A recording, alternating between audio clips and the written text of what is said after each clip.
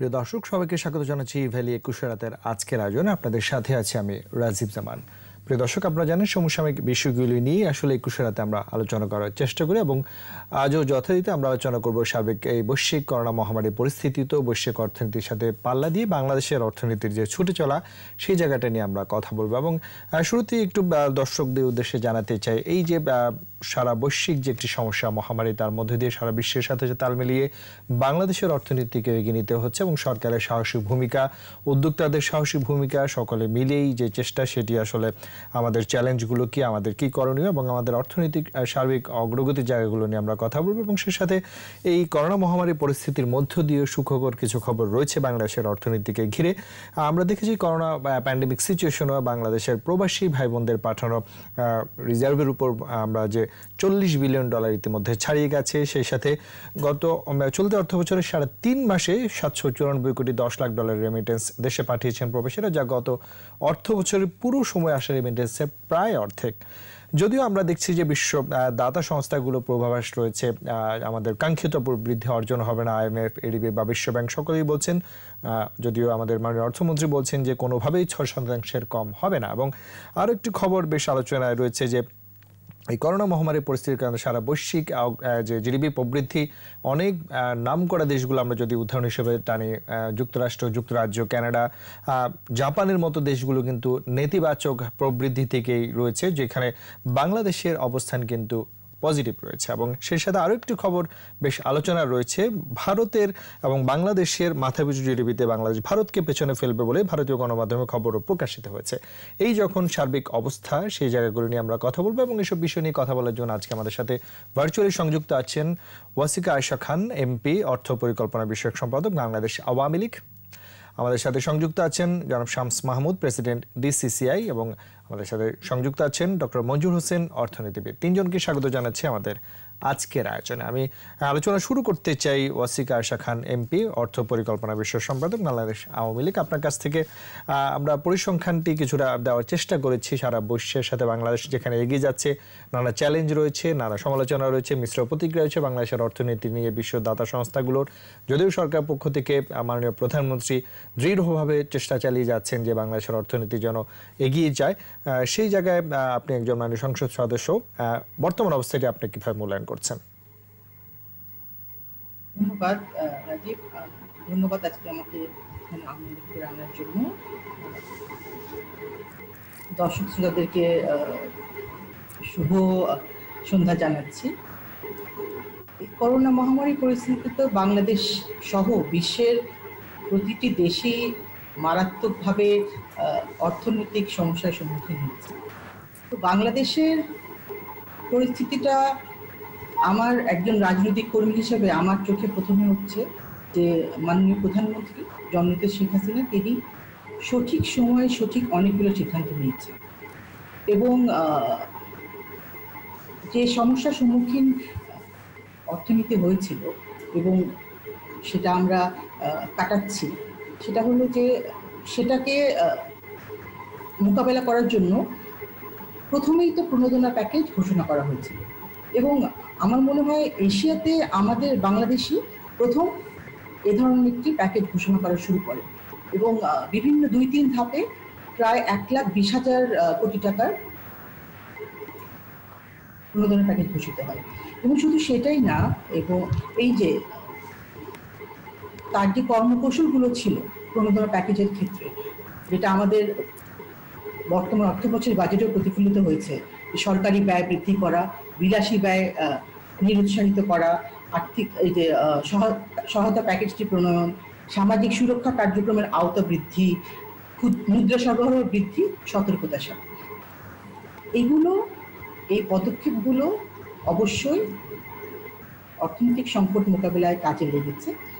তা আমরা আমাদের যে প্রবৃদ্ধির হারটা ধরে রাখা, যেটা আমাদের আশানুরূপ ছিল, সেটা সেই 7% বেশি, 8%, সেটা হয়তো এখন মনে হচ্ছে অনেক দূরে, কিন্তু আমরা যেখানে বিশ্বের অনেকগুলো দেশ, আপনি বলেছেন, ঋণাত্মক প্রবৃদ্ধিতে চলে গেছে, আমাদের প্রতিবেশী দেশের ক্ষেত্রেও সেটা হয়েছে, বাংলাদেশ সেখান থেকে কিন্তু অনেক ভালো অবস্থান করেছে এবং আমাদের উদ্যোক্তারা অবশ্যই তাদেরকেও আমি সাধুবাদ জানাবো।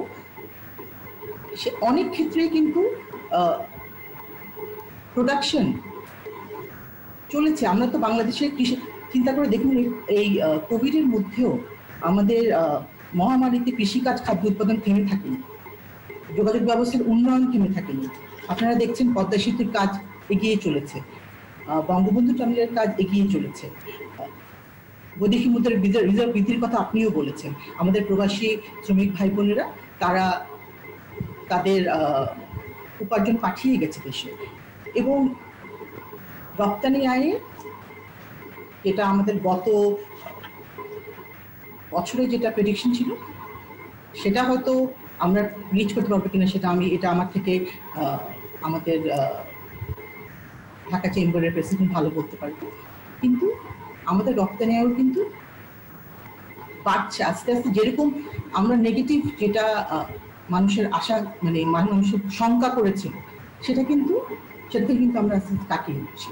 এবং এই যে প্রথমেই প্রণোদনা প্যাকেজে প্রথমেই শ্রমিকদের বেতন ভাতার জন্য যেটা প্রথমেই ইয়রমার্ক করা হয়েছিল তহবিলটা, সেটা অবশ্যই আমি জানি আমাদের উদ্যোক্তাদের কাজে লেগেছে।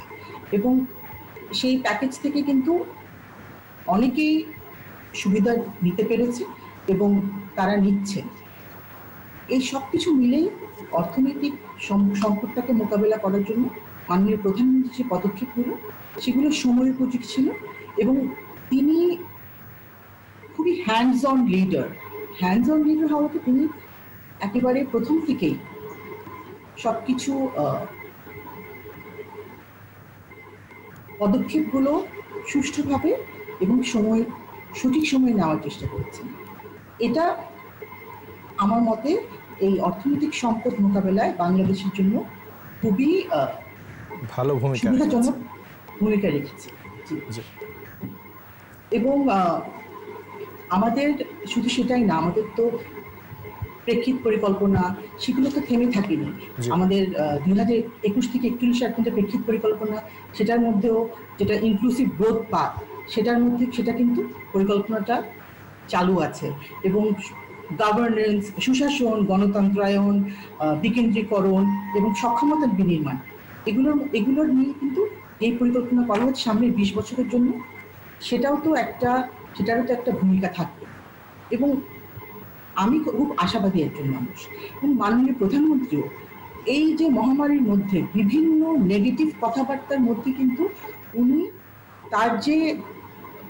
ওনার যে আশাবাদী এবং তিনি যে তার কনফিডেন্স, সেইটার জন্য সকলে কিন্তু আমরা প্রাণিত হয়েছি।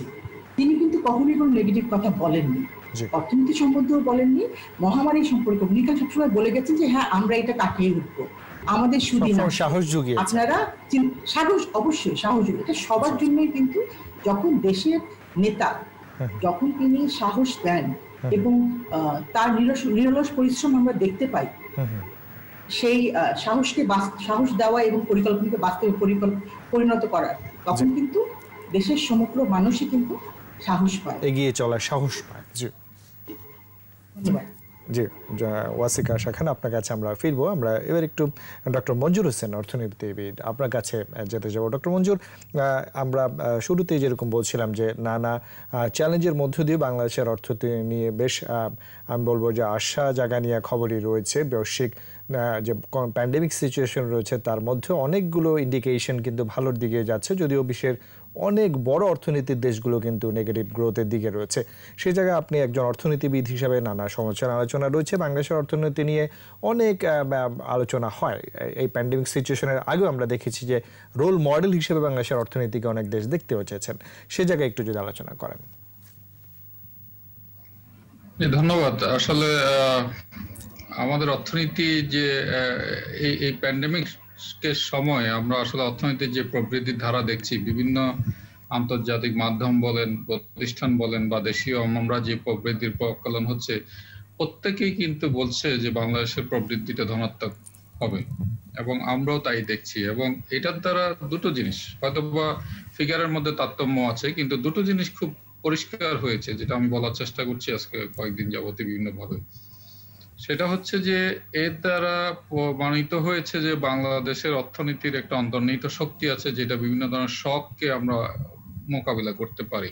সেই বিষয়টা আমি একটু পরে বলবো। দ্বিতীয়ত হচ্ছে প্যান্ডেমিক মোকাবিলায় আমাদের যেটা আমাদের মাননীয় এমপি মহোদয় বলেন, মাননীয় প্রধানমন্ত্রী যে পদক্ষেপটা নিয়েছিলেন ইমিডিয়েটলি, যে লকডাউনটা ওইভাবে সিভিয়ারলি না দিয়ে বা 2 মাসের মধ্যে ওপেন আপ করে দেওয়া, এটা আমি মনে করি অত্যন্ত দৃষ্টি সম্পন্ন একটা পদক্ষেপ ছিল। আমরা ব্যক্তিগতভাবে ভাবছিলাম যে এটা ঠিক হচ্ছে না, ওই সময় এটা করাটা ঠিক হবে না, এটা করলে অনেক লোক আরো ক্ষতিগ্রস্ত হবে। আলটিমেটলি আমরা কি দেখলাম? আমরা দেখলাম যে আসলে এটা আমাদের ভাগ্য হয়তো কিছুটা সহায়তা করেছে, যেখানে আমাদের দেখেছে প্যান্ডেমিকে যেটা আমাদের ডেথ রেটটা অনেক কম, হয়তোবা ইনফেকশনের রেটটা বেশি ছিল কিন্তু ডেথ রেটটা অনেক কম, যার কারণে এটা এটা কিন্তু অনেক বিদেশি গবেষকরাও বলেছেন উন্নয়নশীল দেশের মতো আমাদের মতো দেশে আসলে সিভিয়ার লকডাউন করাটা খুব ডিফিকাল্ট, কারণ মানুষের জীবন এবং জীবিকার মধ্যে একটা সামঞ্জস্য রাখতে হবে। মানুষকে ঘরে বসিয়ে রেখে যে আমরা প্যান্ডেমিক কন্ট্রোল করতে পারতাম তাও না, কিন্তু আসলে আজকে যদি আমরা 5 মাসও যদি প্যান্ডেমিকের মধ্যে আমরা যদি লকডাউন দিয়ে রাখতাম, তারপরে বের হলেও কিন্তু আসলে ইনফেকশনটা থাকতোই। সুতরাং ওটা বরং একদিক থেকে আমাদেরকে অনেকটা আমরা বলি ব্লেসিংস ইন ডিসগাইজ, যে আমাদের একটা ব্লেসিংস হয়েছে এবং সেই কারণে আমরা আজকে এই পদ্ধতিতে। কারণ আমি একটু বলতে চাই যে বাংলাদেশের অর্থনীতি অন্তর্নিহিত শক্তিটা কোথায়, কেন এটা কিন্তু একদিনে হয়নি, আজকে অনেক বছরের, যেটা একটু আগে আপনারা বলছিলেন, আমি নিজেও প্রাউড ফিল করি, যদিও বা এটাকে হয়তো আমরা ওইভাবে দেখিনি যে ভারতের পরে আমরা 25 বছর 24 বছর পরে স্বাধীনতা অর্জন করে আমরা তাদের কাছাকাছি পৌঁছে গিয়েছি, বা আমাদের 50 বছর পূর্তির সময় আমরা এই ধরনের একটা অর্জন কাছাকাছি এসেছি। সেখানে এই প্যান্ডেমিকটা কিন্তু আমাদের জন্য ব্লেসিংস হয়েছে। ভারতের অনেক কমে গেছে, যার কারণে আমাদের একটু প্রবৃদ্ধির কারণে আমরা কিন্তু মোটামুটি সমান হয়ে গেছে। হয়তো বা এটা লং টার্মে নাও থাকতে পারে, বা কিন্তু এটা কিন্তু একটা স্যাটিসফ্যাকশনের জায়গা যে আমরা যে জিডিপি পার ক্যাপিটার দিক থেকে আমরা কিন্তু খুব কাছাকাছি আছি। তার পিছনে অনেকগুলো কারণ আছে। একটা হচ্ছে যে বাংলাদেশের অর্থনীতির ভিত্তিটা নিয়ে আমি বলছিলাম। একটা হচ্ছে যে আমাদের দেশ কিন্তু সোশ্যাল ইন্ডিকেটরে বহু আগে থেকে ইন্ডিয়া এবং আমাদের প্রতিবেশী দেশগুলোর সাথে আমরা এগিয়ে আছি। আপনি যদি এডুকেশন বলেন, হেলথ বলেন, আপনার যদি ইনফ্যান্ট মর্টালিটি রেট বলেন, অন্যান্য, এগুলো কিন্তু একটা অর্থনীতির এগিয়ে যাওয়ার একটা ভিত তৈরি করে দেয় কিন্তু লোকজনকে, যে আপনি এইসব কারণে। তারপরে যেমন ধর 1980-90 এর দশকে এনজিও ওদের বিরাট একটা ভূমিকা ছিল। 2000 দশকের পর থেকে আমি বলতে চাই যে ডিজিটাইজেশন যে জিনিসগুলো, যেমন 1990 সালের দিকে আমরা একটা মোবাইল কিনতে পারিনি, অনেক টাকা ছিল, একটা কল রেট অনেক ছিল, কিন্তু 2000 দশকের মাঝামাঝি থেকে আমরা দেখলাম যে এটা অনেকটা মানুষের নাগালের মধ্যে চলে আসছে। এই জিনিসগুলো digitisation, internet, mobile financial service, এগুলো কিন্তু একটা অর্থনীতিতে শক অ্যাবজর্বার হিসাবে কিন্তু কাজ করে। আজকে ধরেন এই যে কেন আমরা প্যান্ডেমিকে এইভাবে খুব বেশি ক্ষতিগ্রস্ত হইনি, হয়তো মনে হয়েছিল অনেক লোক দরিদ্র হয়ে যাচ্ছে, অনেক লোক বিপদে আছে। সরকারি সহায়তা যতটুকু না পৌঁছেছে, আমি মনে করি পার্সোনাল লেভেলে এর চাইতে অনেক বেশি পরিমাণ সহায়তা কিন্তু গেছে। সেই যাওয়ার একটা কারণ হচ্ছে আমাদের লোকজন পারচেজিং পাওয়ার ক্যাপাসিটি বেড়েছে, এবং তারা যারা একটু সচ্ছল ছিল তারা কিন্তু অন্যদেরকে সহায়তা করেছে। এট দ্য সেম টাইম সরকার যে ইমিডিয়েটলি, যে আমাদের অন্যান্য আলোচকরাও বলবেন, যে গার্মেন্টস শ্রমিকদেরকে যে ইমিডিয়েটলি একটা প্রণোদনা দেওয়া হলো এবং গার্মেন্টস খুলে দেওয়া হলো, এদের একটা পরিবারের একটা স্বচ্ছতা এসে আসছে ওই সময়, এবং তারা কিন্তু কাজে ঝাঁপিয়ে পড়েছে। সাথে যেটা আমি বলছি যে আমাদের ভাগ্য সহায়তা করেছে এই জন্য যে আমাদের সেইভাবে শ্রমিকরা বা অন্যরা কিন্তু সেভাবে এফেক্টেড হয়নি, যার ফলে আমরা কাজটা করে যেতে পারছি। এখন আসেন যে যেটা বলতে চাই যে আমাদের প্রবৃদ্ধির কারণগুলো কি। মূলত 3টা চালিকা শক্তি আমরা বলি এখনো, যেটা আমাদের প্রবৃদ্ধির চালিকা শক্তি বলি। একটা হচ্ছে কৃষি, একটাকে আমরা বলি রপ্তানি, আর একটা হচ্ছে রেমিটেন্স। এরাই কিন্তু আমাদের প্রবৃদ্ধির মূল চালিকা শক্তি হিসাবে আবির্ভূত হয়েছে। কৃষিটা আমাদের গ্রামীণ অর্থনীতি এই করোনা প্যান্ডেমিকের সময় টোটালি আনএফেক্টেড ছিল। গ্রামের লোকজনের যে দূরত্ব বজায় রেখে চলা বা তাদের কাজকর্ম, অত্যন্ত ইনফেকশনের হার আমরা যতটুকু বুঝেছি খুবই নগণ্য, যার ফলে কৃষিতে আপনি দেখেন বড় সিজনে যে বাম্পার প্রোডাকশনটা হয়েছে জুন জুলাই মে জুনের দিকে, এবং সেই ক্ষেত্রে কিন্তু সরকারেরও কিছু ভূমিকা ছিল, পজিটিভ ভূমিকা ছিল। সেগুলোর মধ্যে একটা হারভেস্টিং মেশিন দেওয়া, এই লকডাউনের মধ্যে শ্রমিকদের মোবিলিটিটা এনশিওর করা, যেগুলো কিন্তু যথেষ্ট ভালো ভূমিকা রেখেছে, যার ফলে কৃষি আমাদের অলমোস্ট আনএফেক্টেড ছিল। রপ্তানি আমাদের যথেষ্ট কমে গিয়েছে গত বছরে ওই 3 মাসে যথেষ্ট কমেছিল, কিন্তু আমরা জুনের দিক থেকে যখন শ্রমিকরা ফিরে আসলো প্রণোদনা পেয়ে এবং তাদেরকে মোবাইল ফিনান্সিয়াল সার্ভিসের মাধ্যমে তাদের কাছে তাদের বেতন ভাতা দেওয়া হলো, তখন থেকে কিন্তু রপ্তানি আবার বাড়া শুরু করলো। সুতরাং রপ্তানিটা আমাদের বেশ কমে গেল, কিন্তু রপ্তানির অবদান কিন্তু সরাসরি অবদান জিডিপিতে অত বেশি না, 15%-এর মতো, কিন্তু হয়তোবা এর সাথে শ্রমিকরা জড়িত আছে, অনেকে জড়িত আছে, সেই জায়গাটা আমরা ইনশিওর করতে পেরেছি তাদের যাতে লাইভলিহুডটা মেনটেন করতে পারে। তৃতীয়ত যেটা হচ্ছে রেমিটেন্স। রেমিটেন্সও আমাদের তার আগের বছরের অনেক কিছু কম ছিল, কিন্তু দেখা গেল যে জুনের পর থেকে রেমিটেন্স বাড়া শুরু হলো। তার একটা কারণ হচ্ছে আমাদের জনগণের যে একটা যে নিজেদের শক্তি এবং নিজেদেরকে এগিয়ে নিয়ে যাওয়ার যে একটা আমি মনে করি অ্যাসপিরেশন, সেটা একটা বড় ভূমিকা রেখেছে। বিদেশে তারা যত কষ্টেই থাকুক, তারা জানে যে তাদের দেশে মা বোন পরিবারের কাছে অর্থ যারা কষ্টে পাঠিয়েছে, আছে, তারা যেভাবেই হোক আমি কারণটাতে যাব না কিভাবে কোথা থেকে আসছে, কিন্তু প্রচুর রেমিটেন্স আসা শুরু হয়েছিল। এটার দ্বারা কি দেখা যায়, আপনি যদি গ্রামাঞ্চলে রেমিটেন্স দিয়ে কিন্তু যথেষ্ট অর্থনৈতিক মানে কর্মকাণ্ড তৈরি হচ্ছে, তাদের ভোগ ব্যয় এটা কন্টিনিউ করছে, তারা কেউ ইনভেস্ট করলে তারা একটা ইফেক্টিভ ডিমান্ড আমরা বলি, সেটা কিন্তু ক্রিয়েট হচ্ছে গ্রামাঞ্চলে অর্থনীতিতে। সুতরাং এগুলো কিন্তু আমাদের একটা ধনাত্মক প্রবৃদ্ধির দিকে যাওয়ার একটা বড় ভূমিকা পালন করছে বলে। ধন্যবাদ। আপনার কাছে ফিরবো আমরা এবার একটু।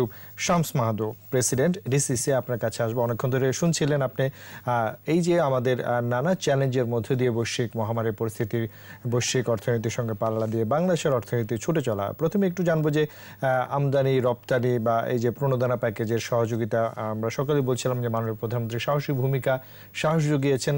তারপরে এই জায়গাগুলো বর্তমান অবস্থানটা একটু যদি দর্শকদেরকে প্রথমে বলেন। বর্তমান অবস্থা, প্রথমে রাজীব ভাই ধন্যবাদ আপনাকে। আমরা যদি সার্বিক অবস্থা দেখি, একটা জিনিস কিন্তু আমরা সবসময় একটু ওভারলুক করছি আমার মনে হয়। আমরা করোনা নিয়ে কথা বলছি, হ্যাঁ, কিন্তু করোনার আগে কিন্তু আমপান হয়েছিল, আমপানের এফেক্ট ছিল, তারপরে শুরু হলো করোনা, তারপর এট দ্য সেম টাইম আমাদের ফ্লাডের একটা সিজন গেছে, আমাদের এখনো ফ্লাডিং এখনো চলছে। হ্যাঁ জি, এর পরও কিন্তু আপনি দেখেন আমাদের যে গ্রোথ ইন্ডিকেটর, এগুলো কিন্তু পজিটিভ। সো এই জিনিসটাই শো করে যে গভর্নমেন্টের যে প্রথমে করোনা যখন শুরু হলো, এপ্রিল মাসে যে প্রণোদনা প্যাকেজটা ঘোষণা করলো মাননীয় প্রধানমন্ত্রীর নেতৃত্বে, আমাদের ফাইন্যান্স মিনিস্টার, তারপর সেন্ট্রাল ব্যাংক, এরা যে ভূমিকা রেখেছে, আমাদের কিন্তু শুরুতে একটা ছিল যে যেই মেজার গুলো নিবে সরকার, যে মেজার গুলো নিবে, হ্যাঁ, এটা যাতে স্টেবিলাইজ করে, ইকোনমিকে স্টেবিলাইজ করে। বাজেটও কিন্তু এটা একটা প্রতিফলন হয়েছে, একটা ইনক্লুসিভ, যাতে নো ওয়ান লেফট বিহাইন্ড, এইরকম একটা থিম নিয়ে আপনার স্টেবিলাইজ যাতে হয় ইকোনমি, আমরা যে ধাক্কা না খাই, ওইরকম করে কিন্তু বাজেটটাও কিন্তু আমাদেরকে দেওয়া হয়েছে। এবং এটার প্রতিফলন আমরা দেখছি যে এখন আমাদের যে গ্রোথ রেট আছে, inflation is also under check. ইনফ্লেশনও কিন্তু আমরা যেটা ভয় পাচ্ছিলাম যে ফ্লাড হলে আবার ইনফ্লেশন বাড়লে জিনিসপাতির দাম বেড়ে যাবে, ওটাও কিন্তু এখনো আন্ডার কন্ট্রোল। ফ্লাডিং এর জন্য এখন কিছুটা বাড়ছে, বাট এটা নেগলিজেবল। আর এট দ্য সেম টাইম আমরা রেমিটেন্স নিয়ে কথা বলছি, রেমিটেন্স কিন্তু এমনি বাড়েনি, রেমিটেন্স বেড়েছে আমাদের গত অর্থ বছরে মাননীয় অর্থমন্ত্রী যে 2% যে ইনসেন্টিভটা দেওয়া শুরু করলো, এরপর থেকে কিন্তু আমরা দেখছি যে রেমিটেন্সের একটা পজিটিভ গ্রোথ আসছে, বৈধ পথে বেশি আসছে। জি জি। সো সরকারের যে পলিসি গুলো, এগুলো সবকিছু সমন্বয় করে private sector has played a very crucial role. এখানে একটা জিনিস আমি বলতে চাই যে আজকে সকালে এনবিআর থেকে আমরা একটা পরিসংখ্যান নিয়েছি। আপনার অগস্ট মাসে নতুন কোম্পানি নিবন্ধন হয়েছে এনবিআর এ 1000, আজকে সেপ্টেম্বর মাসে এটা ছিল 1500। তো ওখানে কিন্তু দেখাচ্ছে যে বিজনেস ইজ আবার রেজিস্ট্রেশন আসছে, নতুন ব্যবসা হচ্ছে, যেটা কর্মসংস্থান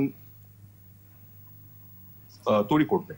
আর প্রণোদনার প্যাকেজ যেটা দিয়েছিল বড়দের জন্য, যেটা দিয়েছিল, এখানে একটা সুবিধা যেটা হয়েছে যে জব লসটা হয়নি। আমরা যেটা ভয় পাচ্ছিলাম, গার্মেন্টস ইন্ডাস্ট্রি যখন ধাক্কা খেলো, জব লস যে হয়নি, ওটাকে সাস্টেইন করেছে এই বড়দের জন্য যে প্যাকেজটা দেওয়া হয়েছে। এসএমই খাতের জন্য যে 20,000 কোটি টাকা যেটা দেওয়া হয়েছিল, ওটা আনফরচুনেটলি এখনো ঠিক করে বাস্তবায়ন হয়নি। যেমন আজকে পর্যন্ত, সেপ্টেম্বর পর্যন্ত 5,800 কোটি টাকা ডিসবার্সমেন্ট হয়েছে। কিন্তু এখানে আমাদের বুঝতে লাগবে, এখানে সরকারের যে ভূমিকা, সরকার অলরেডি পালন করেছে, সেন্ট্রাল ব্যাংকের যে ভূমিকা ওনারা পালন করেছে। এখন এটা ব্যাংক ক্লায়েন্ট রিলেশনশিপের উপর ডিপেন্ড করবে। তো ওখানে কিছু প্রবলেম আছে, আমরা কাজ করছি সরকারের সাথে চেম্বার হিসাবে, এটা যাতে সুস্থভাবে ওনারা এটা বাস্তবায়ন করতে পারে। আর একটা জিনিস হলো যে এসএমই খাত, আমরা এসএমই খাতের যে কথা বলি সবসময়, এটার বাংলাদেশে এটার ইম্পর্টেন্সটা কোথায়? আমার এখানে 1,30,00,000 কোম্পানি আছে, ব্যবসা প্রতিষ্ঠান আছে। এনারা জিডিপিতে 35.5%, sorry 25% of the GDP contribution ওনাদের। এমপ্লয়মেন্ট হলো 35.5%, টোটাল এমপ্লয়মেন্ট জেনারেশন বাংলাদেশে যেটা হয় এটা এসএমই সেক্টর করে থাকে। তো আর একটা জিনিস হলো যে এই এসএমই যারা আছে এনাদের কিন্তু বছরে 4টা বিশেষ সময় থাকে যেটা কেন্দ্র করে ওরা ব্যবসাটা হয়। বিসাইডস যারা এক্সপোর্ট করে থাকে ইন্টারনাল ইকোনমিতে, একটা হলো আপনার পহেলা বৈশাখ, দুটো ঈদের মাস, লাইক আর একটা হলো শীতকালে ডিসেম্বর মাসে, যেখানে সামাজিকভাবে আমরা বিয়ে অনুষ্ঠান করে থাকি। তো এই বছর কিন্তু 3টাই কিন্তু ওনাদের মিস হয়েছে, এবং ওটার জন্যই কিন্তু মাননীয় প্রধানমন্ত্রী দেখেন এখন থেকে বলছে যে শীতকালে সবাই যাতে মাস্ক পরে, আমরা এখন থেকে মাস্ক পরে সাবধান হই, সচেতন হই, যাতে সংক্রমণ যাতে না বাড়ে। শীতকালের কথা চিন্তা করে কিন্তু এটা আমরাও বলছি আমরা যারা ব্যবসার সাথে নিয়োজিত, যে আমাদের সবার এখন উচিত আসলে মাস্ক পরে করা, যাতে ইন্টারনাল ইকোনমি থেকে মানে সবার ভূমিকা যাতে আমরা পালন করি। আর আরেকটা আপনি শুরুতে যেটা বলেছিলেন যে ভারতের অর্থনৈতিক জিডিপি কে বাংলাদেশ করছে, আপনার ইন্ডিকেটর গুলো আছে, এটা দেখেন, এটা কিন্তু নর্মালি আমাদের যে অ্যানালিসিস ছিল 2024 সালের মধ্যে কিন্তু we are suppose to cross them. 2020 এটা ডেফিনেটলি মানে ওটা একটা প্রজেকশন ছিল আগের থেকে। করোনা এই প্যান্ডেমিকের জন্য এই জিনিসটা একটু আগে চলে আসছে, কিন্তু এখানে ভারতের থেকে আমাদের বেশি মাথাপিছু আয় হলো না কম হলো ডাজ নট ম্যাটার। আমাদের মেইন জিনিস হলো আমাদের অর্থনীতি স্টেবিলাইজ, আমরা পজিটিভ গ্রোথ দেখাচ্ছি। আর ইভেন আমরা এটাও বলেছিলাম যে বাজেটের সময় ডেফিসিট বাজেট হলো কোনো অসুবিধা নেই, গ্রোথ রেট নেগেটিভ হতে পারে, কোনো অসুবিধা নেই, কিন্তু তা সত্ত্বেও কিন্তু আমরা দেখছি যে পজিটিভ গ্রোথ। তো এটাই শো করে যে সরকার, প্রাইভেট সেক্টর সবাই যখন একত্রভাবে কাজ করি তখন যে কোনো সংকট থেকে আমরা নিজেদেরকে আমরা নিজেরা উত্তোলন করতে পারি। জি, আমরা আবার আলোচনায় ফিরবো তিনজনের সাথেই, তবে তার আগে ছোট্ট একটি বিজ্ঞাপন বিরতি নিতে হচ্ছে আমাকে।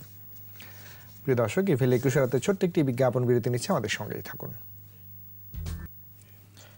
প্রিয় দর্শক, আবারও সবাইকে স্বাগত জানাচ্ছি ইফেল 21 রাতের আজকের আয়োজন। আমরা বিরতির আগে আলোচনা করছিলাম সার্বিক বৈশ্বিক পরিস্থিতি, তো বাংলাদেশের অর্থনীতির যে ছুটে চলা, তার সম্ভাবনা, চ্যালেঞ্জগুলো বা করণীয় নিয়ে যা আসলে আমরা কথা বলছিলাম। এবার আবার আমরা একটু সংযুক্ত হতে চাই ওয়াসিকা আয়েশা খান, এমপি, অর্থ পরিকল্পনা বিষয়ক সম্পাদক আওয়ামী লীগ। ওয়াসিকা আয়েশা খান, আপনি শুনছিলেন বিরতির আগে আলোচনাটি, এবং এই মুহূর্তে আপনার কাছ থেকে যেটি আমরা জানতে চাই যে এই যে বাংলাদেশের অর্থনীতি একসময় তলাবিহীন ঝুড়ি, এবং বাংলাদেশের অর্থনীতিকে নানা ধরনের প্রসঙ্গ ছিল। আমরা দেখছি পদ্মা সেতু দৃশ্যমান হচ্ছে, আমাদের বঙ্গবন্ধু টানেল তৈরি হচ্ছে, আমাদের বন্দর ব্যবস্থাপনা এগিয়ে যাচ্ছে, আমাদের বিদ্যুৎ উৎপাদন এখন অনেক অনেক ভালো হচ্ছে, আরও চলমান প্রক্রিয়া রয়েছে, এবং সেই সাথে বাংলাদেশের অর্থনীতি যেন আরও এগিয়ে নিয়ে যাওয়া যায়, সরকারের একটা দৃশ্যমান অবস্থানও আমরা দেখছি। সেই জায়গাগুলো আসলে সামনের দিনগুলোতে আমরা আরও কি প্রত্যাশা রাখবো? ধন্যবাদ রাজীব। ওই যে বললাম আমি খুবই আশাবাদী একজন, এবং বাংলাদেশের বর্তমানে তো তার প্রতিবেশীদের তুলনায় বাংলাদেশের লিঙ্গ সমতা সূচকে অবস্থান বলেন,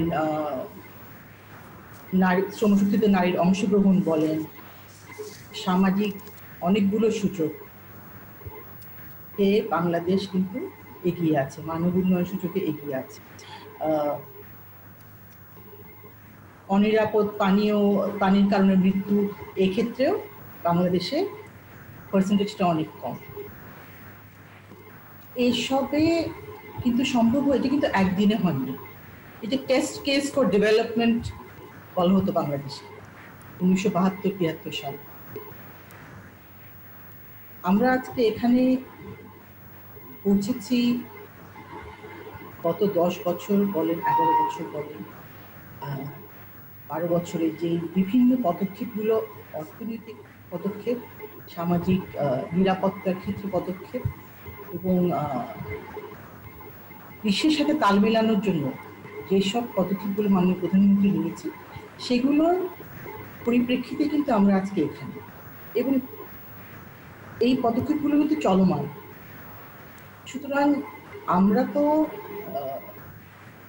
ভবিষ্যৎটা অবশ্যই দেখতে পাচ্ছি যে বাংলাদেশ এখন নিম্ন মধ্যম আয়ের দেশ থেকে মধ্যম আয় থেকে আমরা উচ্চ আয়ের দেশে এগিয়ে গিয়ে যাচ্ছে। পৌঁছবে অবশ্যই।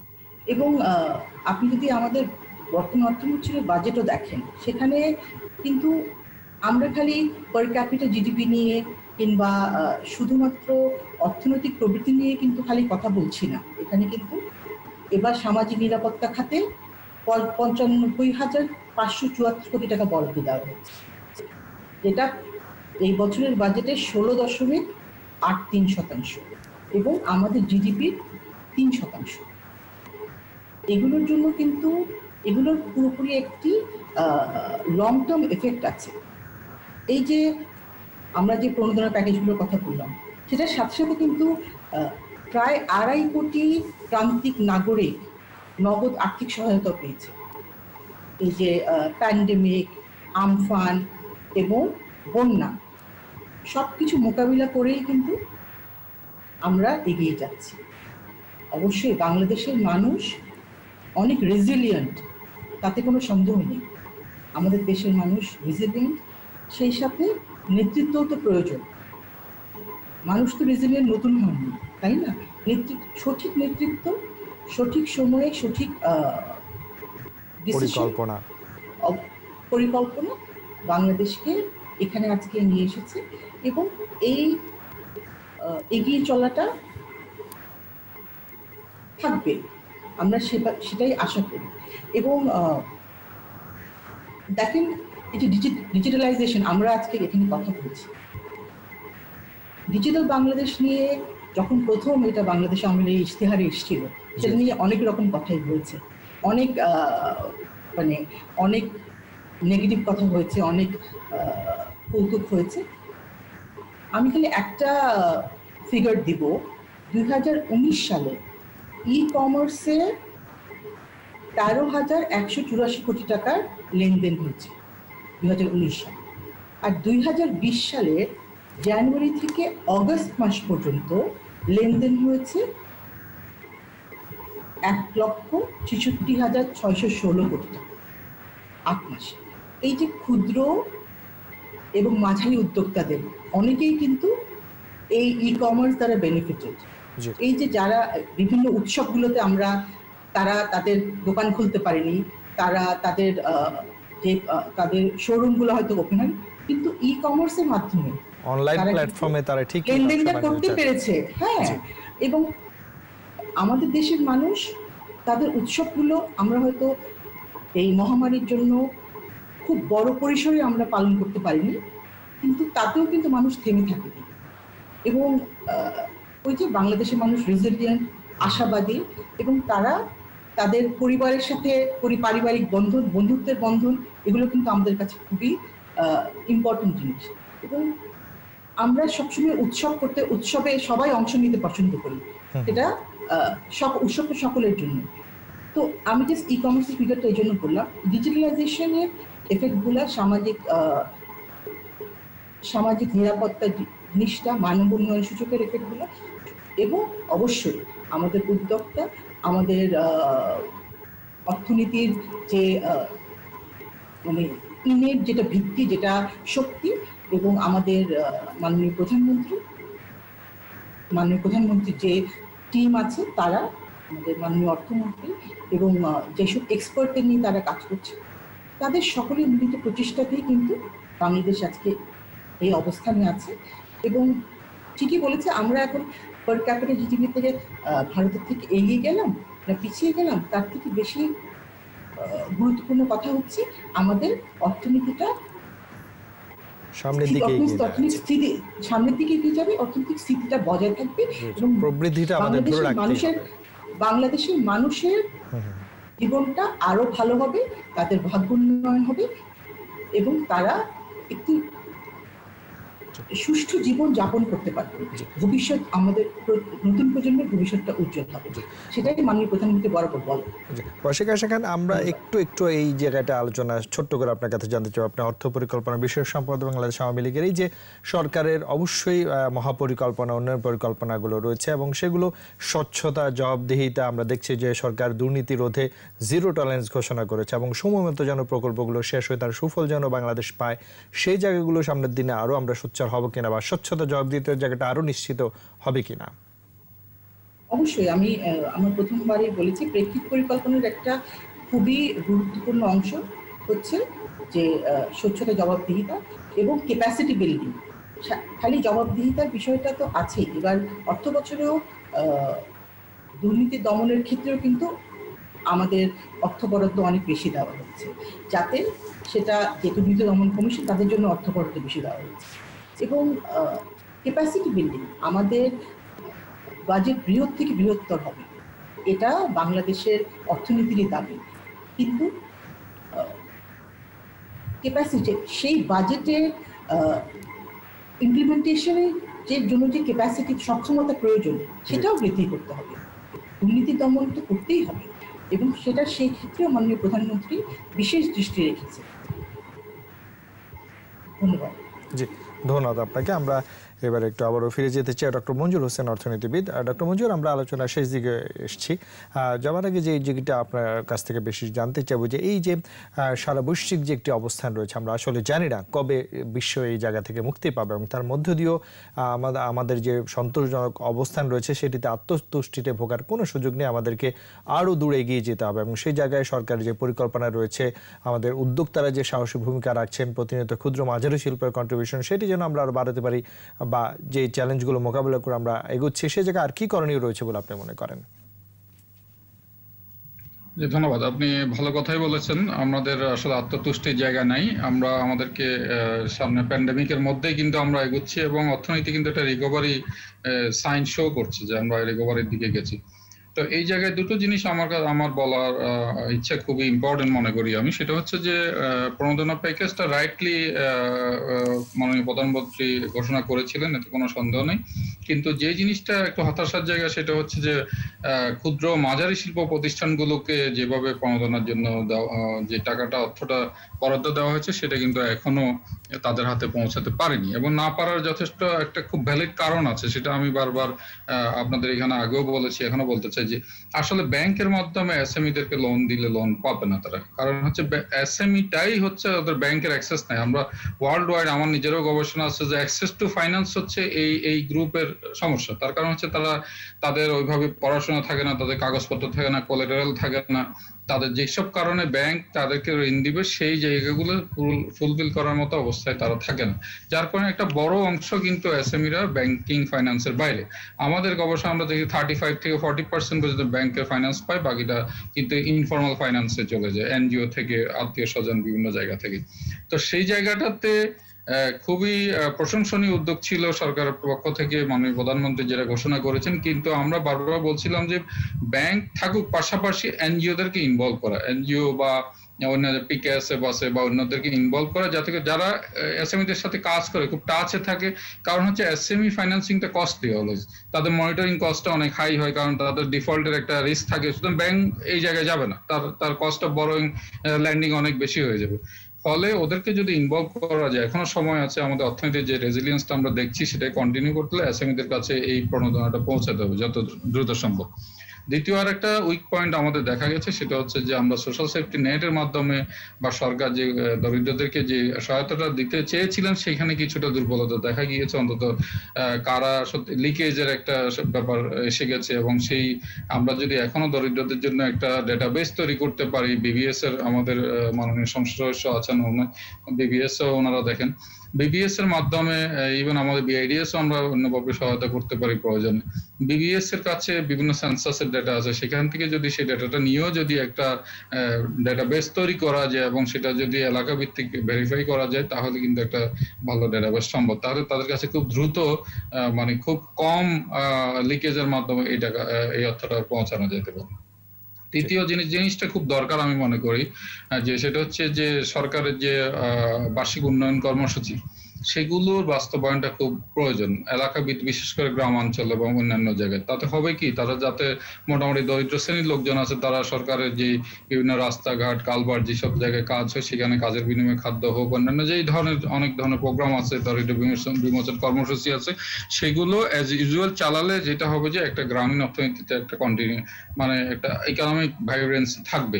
সুতরাং এই জায়গাটায় মনোযোগ দেওয়া দরকার। আমরা আজকেও দেখলাম যে এডিপি ইমপ্লিমেন্টেশন একেবারেই খারাপ না, গত বছরের তুলনায় তুলনায় মোটামুটি ভালোই অবস্থানে আছে, এবং সেটা যদি আমরা কন্টিনিউ করতে পারি তাহলে এই সমস্যাটা কাটিয়ে উঠতে পারবো। তো আর হচ্ছে আমি সবচেয়ে বড় কথা বলতে চাই, যে কারণে আপনি বলছেন আত্মতুষ্টিতে ভোগা উচিত নয়।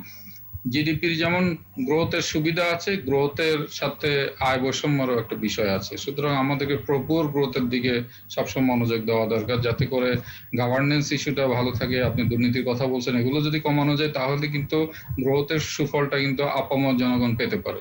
না হলে দেখা যাবে যে গত বছরেও আমরা দেখেছি যে আমাদের আয় বৈষম্যটা বাড়ছে, এবং সেটার একটা কারণ হচ্ছে একটা শ্রেণী অনেক বেশি ধনী হয়ে যাচ্ছে, আর একটা শ্রেণী তো অনেক কম আয়ের অংশ পাচ্ছে।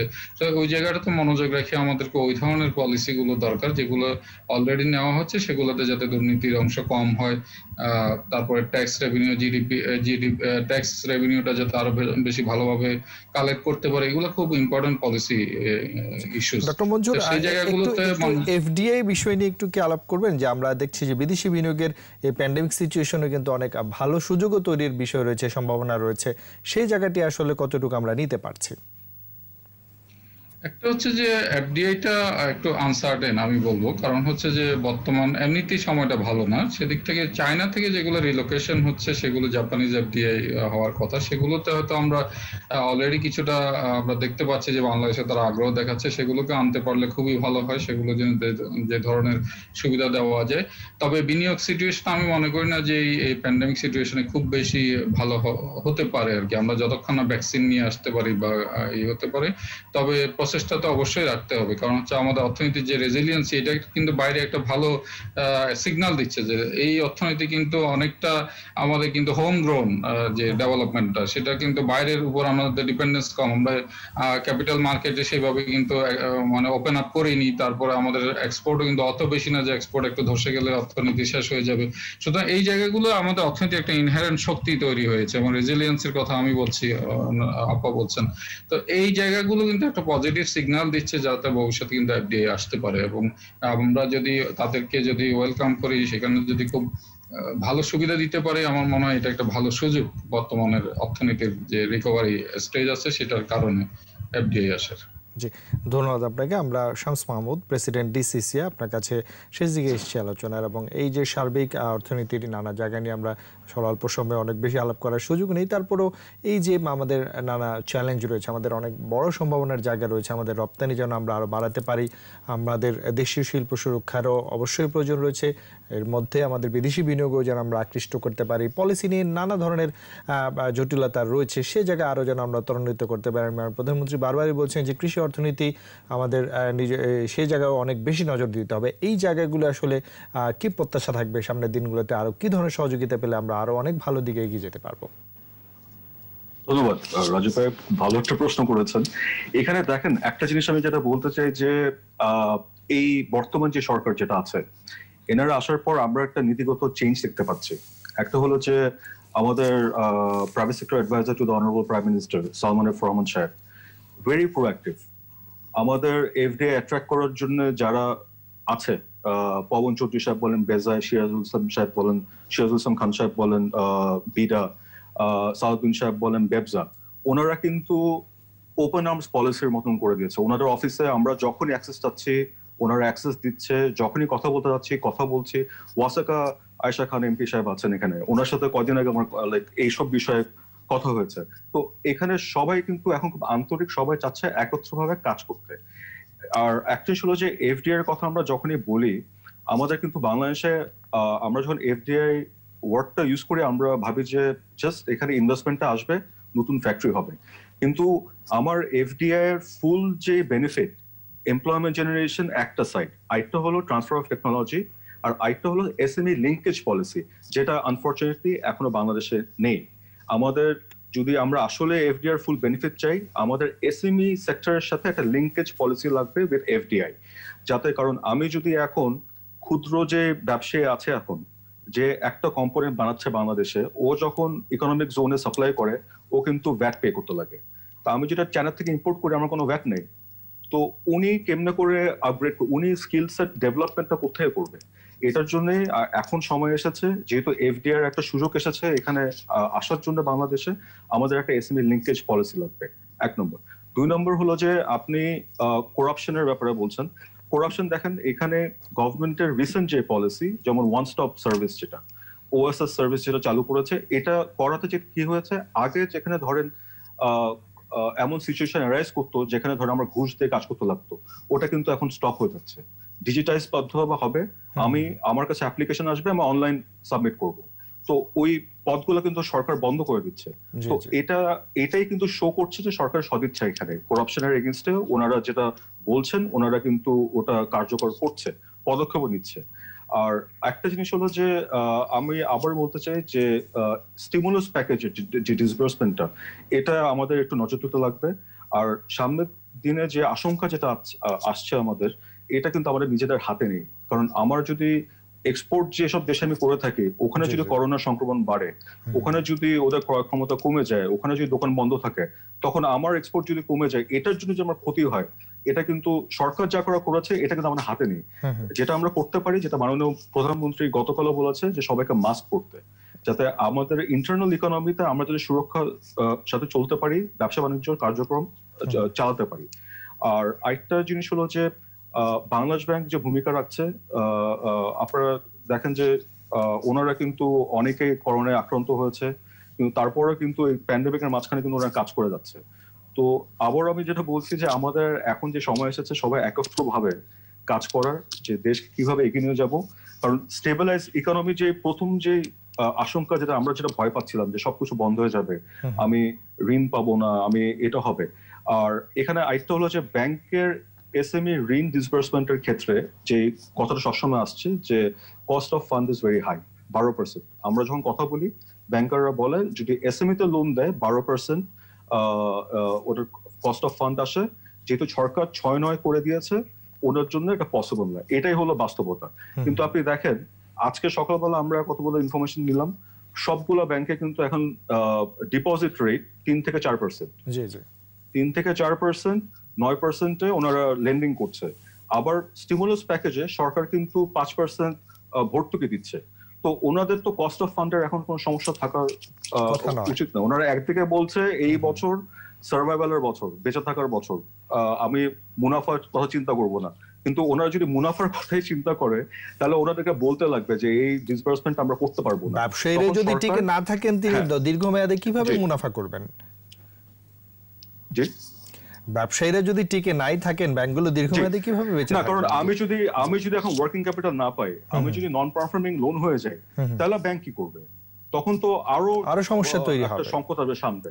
তো এটার জন্য আমরা বলছি ওনারা যদি ডিসবার্সমেন্ট আসলে, কিন্তু এখানে প্র্যাকটিক্যাল জিনিসটা হলো কি, ব্যাংক একটা ফর্মাল ইনস্টিটিউশন, ওনাদেরও ওই যারা ডিপোজিট রাখছে, যারা আমানত রাখছে, ওদের প্রতি নিরাপত্তার বিষয়ে ভাবতে হয়। হ্যাঁ, তো এটার জন্য ওনাদের যদি অসুবিধা হয়, তাহলে সরকারের উচিত যে এখনই কোনো পরিকল্পনা করার, যে আপনার এটা এমএফআই, পিকেএসএফ, এসএমই ফাউন্ডেশন বলেন, অথবা যে কোনো একটা মেকানিজমে, অল্টারনেটিভ মেকানিজম দিয়ে ডিসবার্সমেন্টটা তাড়াতাড়ি হয়। জি। শামস ভাই, আরেকটি উদাহরণ আমরা দেখেছিলাম যে ওয়াসিকা আশা খান যথেষ্টভাবেই ফাইন্ড আউট করেছেন যে ডিজিটাল প্ল্যাটফর্মে যে এগিয়ে চলা, এবং প্যান্ডেমিক সিচুয়েশন দেখিয়ে দিয়েছে, যে সমালোচনাকারীদের মুখে আঙ্গুল দিয়ে দিয়েছে যে বাংলাদেশ আসলে ডিজিটালি কতটুকু এগিয়ে গেছে, এবং তরুণ প্রজন্মের হাত ধরে ডিজিটাল প্ল্যাটফর্মে বাংলাদেশের যে হিউজ যে অ্যামাউন্ট আমরা লেনদেন করছি, তরুণ প্রজন্ম এগিয়ে যাচ্ছে, সে জায়গায় আর সুন্দর কোনো পলিসি হতে পারে কিনা?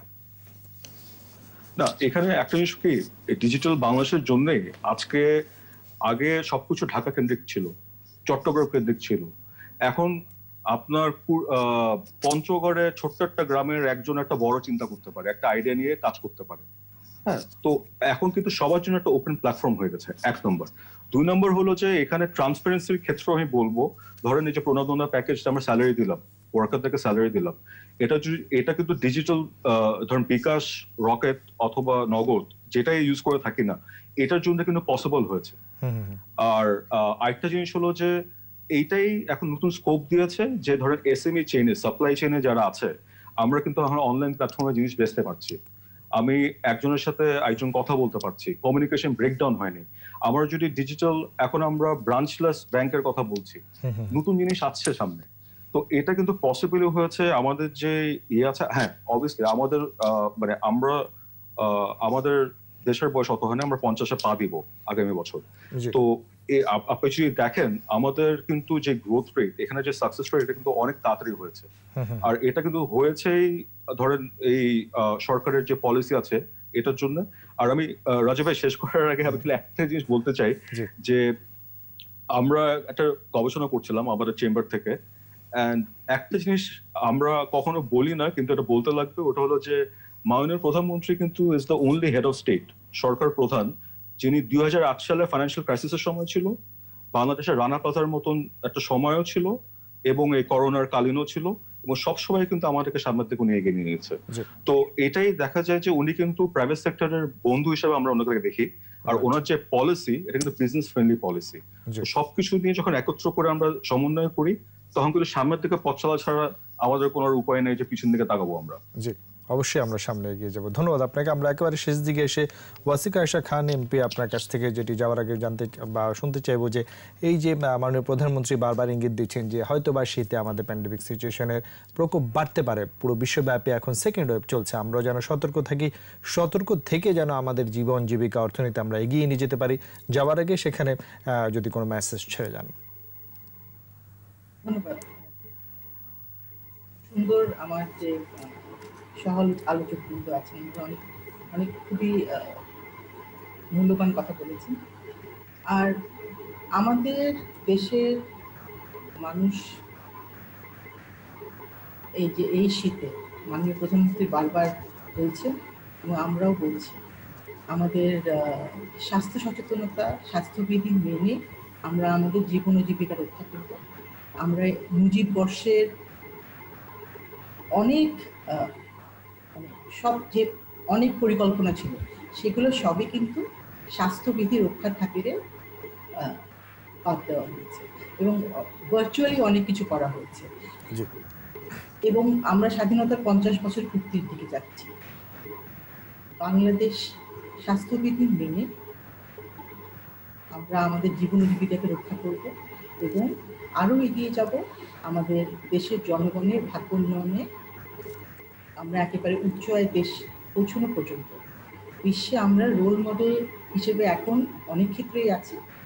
আমরা বিশ্বকে দেখিয়ে দেব বাংলাদেশ এবং বাংলাদেশের মানুষ এবং বাংলাদেশের যে বর্তমান নেতৃত্ব, তারা যা বলেন তা করেন, স্বপ্ন দেখান, স্বপ্ন বাস্তবায়ন। ধন্যবাদ। আমরা শেষ দিকে চলে এসেছি। ডক্টর মঞ্জুর হোসেন, যাবার আগে ছোট করে যদি কোনো কিছু যোগ করে শেষ করেন। একটা যেটা খুব গুরুত্বপূর্ণ বিষয় আজকে আলোচনা আমরা সবাই দেখলাম, একটা হচ্ছে অর্থনীতির তো একটা আমরা বলছি যে একটা বেস তৈরি হয়েছে, এট the same time good policy কিন্তু ওয়ার্ক বেটার, সেটা দেখা যাচ্ছে।